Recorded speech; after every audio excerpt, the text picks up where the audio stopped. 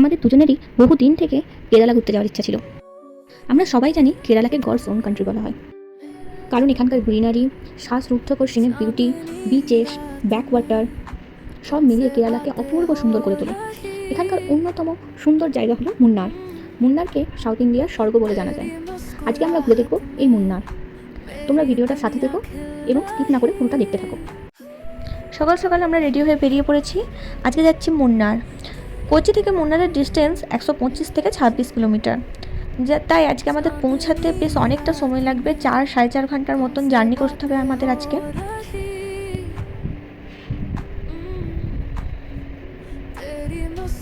রাস্তায় যেতে যেতে পড়েছিল এই ওয়াটারফলটা, এটা চিয়াপাড়া ওয়াটারফল। এখন এখানে কম জল থাকলেও মনসুন টাইমে কিন্তু অনেক জল থাকে, যা এটাকে আরও সুন্দর করে তোলে। আর চারপাশের পরিবেশটা দেখো কত সুন্দর।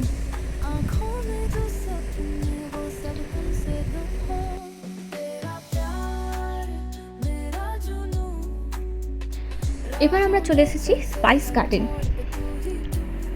पहले इसमें जो सफ़ेद फ्लावर आते हैं नीचे जाने की तरह बड़ा साइज है जी, और पहले जाएगा कभी 5 kg कच्चा वाला ड्राई करेगा तो हमको इसमें से रोस्ट करने के बाद इसके कलर ब्राउन होता है, अच्छा टेस्ट और फ्लेवर मिलते हैं। फिर हम लोग जो हवा के नीचे ऊपर নাম শুনেই বোঝা যাচ্ছে যে এখানে কি থাকতে পারে।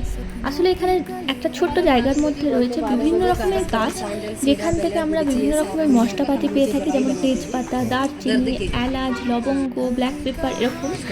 আর রয়েছে বিভিন্ন রকমের গাছ, যেখান থেকে আমরা বিভিন্ন রকম মেডিসিন পেয়ে থাকি বা বিভিন্ন রকম মেডিসিন তৈরি হয়।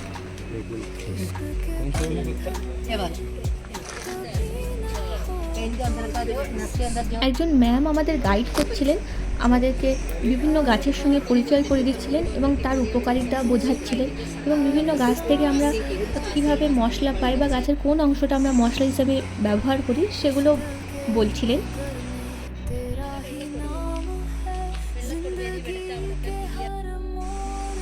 গার্ডেনটা ছোট হলেও এখানে রয়েছে প্রচুর গাছের সম্ভার এবং প্রচুর উপকারী গাছের সম্ভার, এবং এখান থেকে এটা বোঝা যায় যে আমাদের চারপাশে অনেক ছড়িয়ে ছিটিয়ে এমন গাছপালা রয়েছে যেগুলোর উপকারিতা আমরা জানি না, তাদের সম্বন্ধে প্রপার নলেজ নেই, কিন্তু আমাদের খুবই হাতের কাছেই সেগুলো পাওয়া যায়, কিন্তু আমরা ব্যবহার করতে পারি না।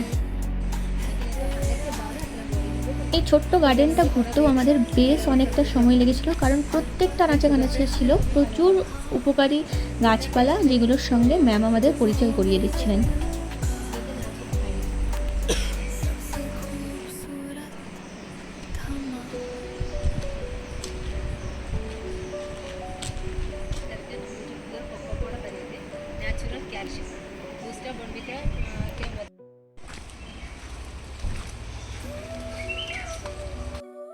এই গার্ডেনটার মধ্যেই ছিল এই ছোট্ট স্টোরটা।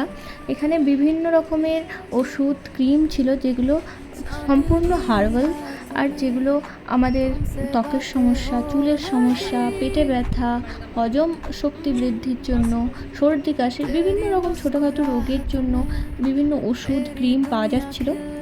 আমরা আমাদের কিছু প্রয়োজন মতো নিয়েছিলাম ছোটোখাটো জিনিস, তো এখান থেকে রওনা দিয়েছিলাম।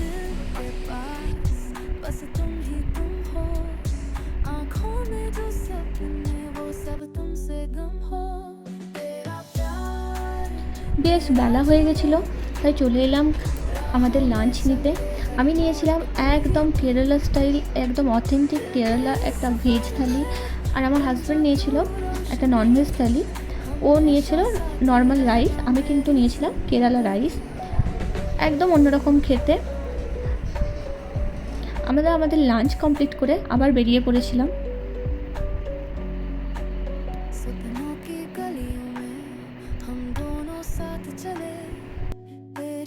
Begins its story with a small natural seed, the cocoa bean.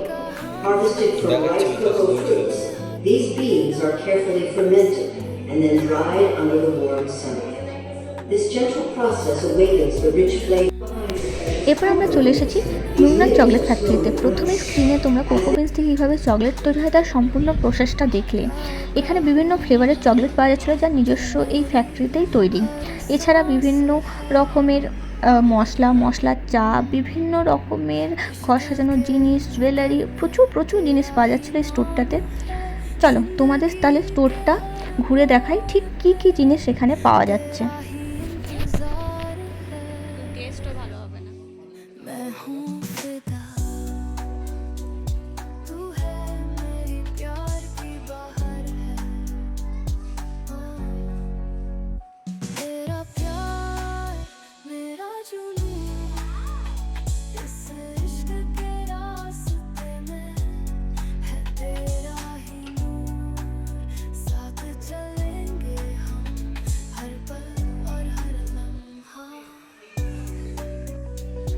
বেশ কিছুক্ষণ স্টোরে সমস্তটা ভালোভাবে ঘুরে দেখার পর তারপর যখন বাইরে বেরিয়ে এলাম তখন দেখলাম এই হট এয়ার বেলুন রাইডটা। কিন্তু এখানে জানো তো সব কিছু খুবই কস্টলি, তাই আমরা দূর থেকে দেখে এখান থেকে রওনা দিলাম।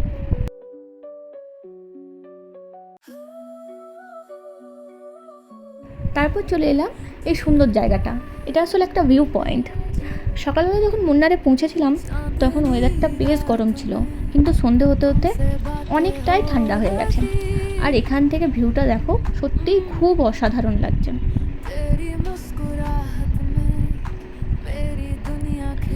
যেহেতু সন্ধে হয়ে গেছে, ভিড়ও অনেকটা কম, তাই অনেকক্ষণ ধরে এই ভিউটা এনজয় করে হোটেল চলে গেছিলাম আমাদের।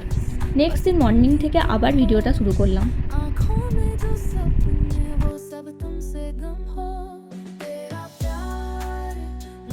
সকালবেলা সূর্যের আলোয় আরও চারপাশটা কত সুন্দর লাগছে।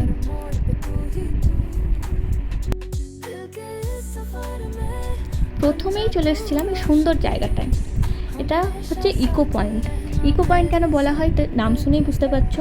এখানে আমরা যদি কোনো জোরে আওয়াজ করি সেই আওয়াজটা আমাদের কাছে ব্যাকে আসবে। যদিও আমরা এটা ট্রাই করে একদমই দেখিনি, শুধু এত সুন্দর জায়গাটা একটু ঘুরে দেখে তারপর এখান থেকে রওনা চলে এসেছিলাম এই মাটুপেট্টি ড্যামের কাছে। কিন্তু এখানে রোডটা এত কনজেস্টেড ছিল, এত ভিড় ছিল, ভালো করে কোনো ভিডিও নেওয়া হয়নি। তারপরে চলে এসেছিলাম এই সুন্দর জায়গাটায়। এটাকে রোজ গার্ডেন বলে, কিন্তু শুধুমাত্র রোজ ছাড়াও প্রচুর ফুলের গাছ ছিল আর জায়গাটা খুব সুন্দর করে সাজানো ছিল। প্রচুর মানুষ এখানে ভিড় করছিল, কারণ জায়গাটা এত সুন্দর, এত ফুল গাছ ছিল আর এত সুন্দরভাবে সাজানো ছিল যে প্রচুর সুন্দর ফটোজ আসছিল এখানে। আমরাও অনেক সুন্দর ফটো তুলেছি এখানে।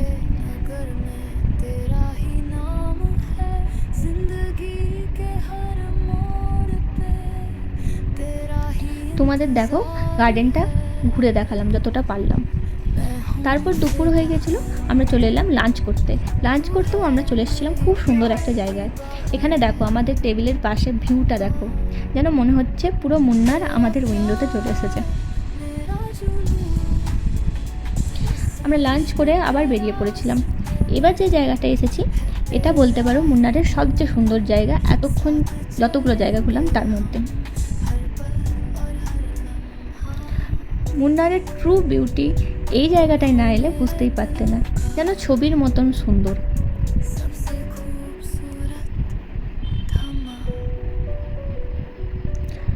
বেশ অনেকক্ষণ এখানে আমরা বসেছিলাম, অনেক ছবি তুলেছিলাম। এত সুন্দর জায়গা যেখান থেকে উঠতে ইচ্ছা করছিল না।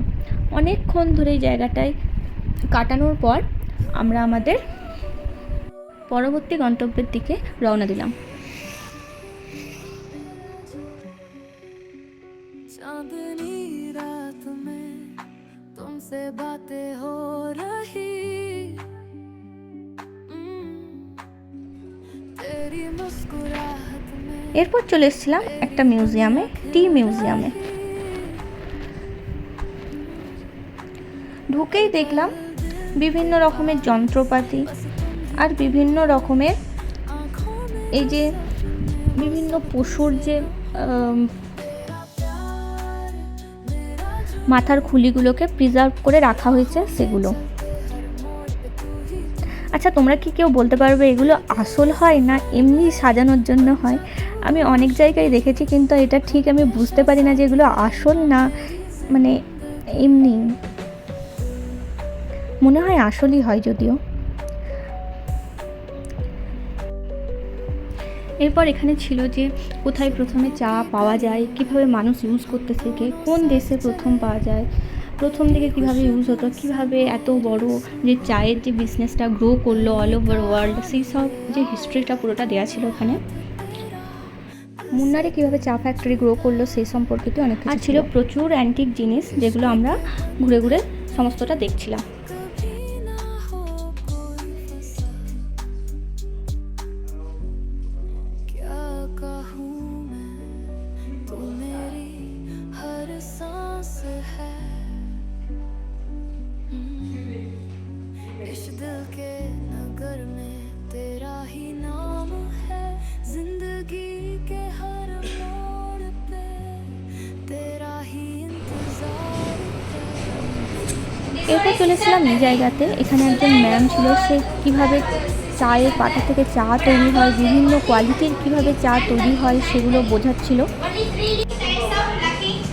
Under this, only hand plucking is there. Hand plucking only is then here after the stage as well. Then slow plucking. White tea. এরপর চলে এলাম সেই জায়গায় যেখানে চা তৈরি হয়। ইনি দেখাচ্ছিলেন কীভাবে স্টেপ বাই স্টেপ চা পাতা থেকে চা তৈরি হয়।